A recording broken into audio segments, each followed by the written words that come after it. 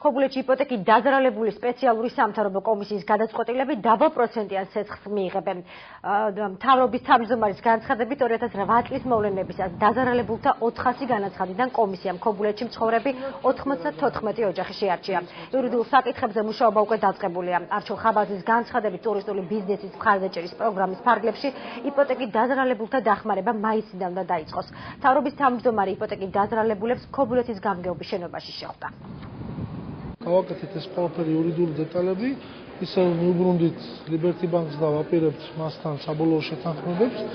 ხელშეკრულების დრაფტი უკვე შედგენილია, არის მათი მხრიდან გვინდა ახლა ბანკის მხრიდან რომ დაგვთანხმდნენ ამ ხელშეკრულებებს და მის პირობებზე და ჩვენ ამას ალბათ მოსახლეობას ცალკე ამ ხელმოწერის ცერემონიალს და კიდე დამატებით ყველა პირობას ვაცნობებთ. ლიბერტი ბანკი როგორც ეთყობა გამოყოფს 15%-იან სესხებს, 12% მათ შორის იქნება სამთავრობო გადასახდელი, მთავრობა გადაიხდის, ხოლო 3% ჩვენ გადაგვახდევინებენ.